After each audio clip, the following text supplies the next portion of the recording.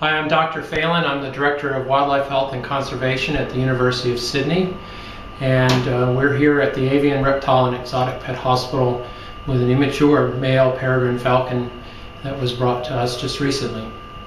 And David, what happened to this peregrine falcon? How did he end up here at the vet hospital?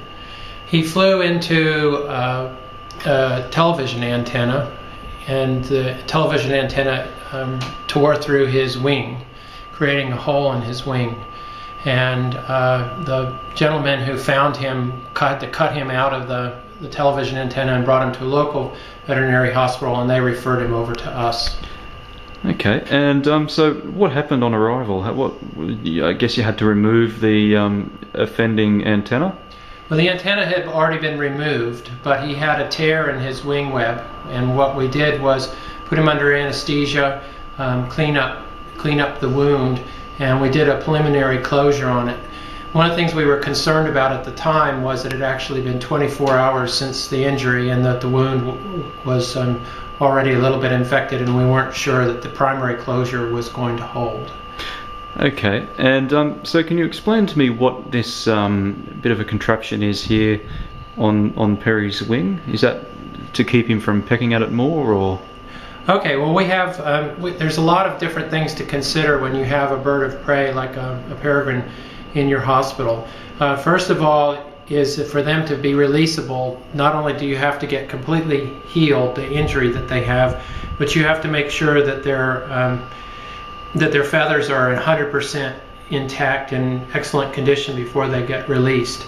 And this is a protection that's on his tail to keep him from damaging up his tail while he's in captivity, so when he's ready to be released, he'll be in good shape.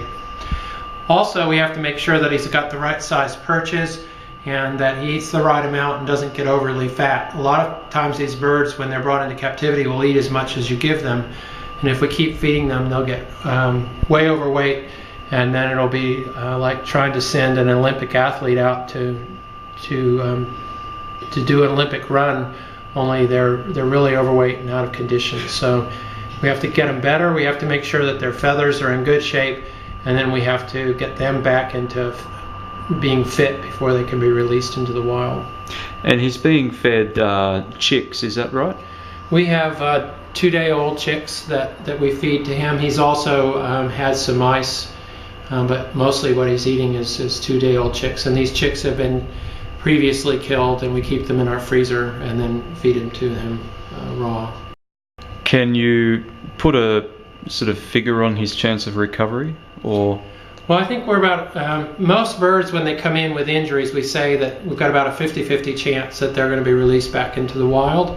I think this one we've got a better, more likely chance of about 70% chance that he'll be released to the wild. His wound is still healing, the skin edges keep wanting to pull apart, and we're going to have to do another surgery on him to get them together and to keep them from tearing apart again. But the infection that he had is under control, and I think his future is pretty good.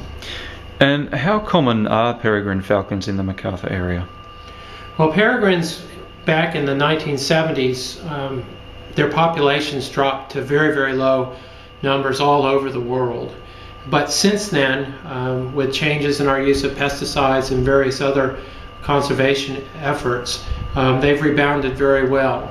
And peregrines have adapted to living in urban areas because to them a high-rise building is very similar to a cliff they would normally nest on. And so in all of our major urban areas, including Brisbane and Sydney, we have peregrines nesting on our large buildings. They've also adapted very well to feeding on an introduced species, the pigeon. And so their food supplies there, their roosting and nesting places are there, and their recovery has been very good. So while you're not going to see them every day just looking around unless you know where they are, they're a fairly common bird in Australia now.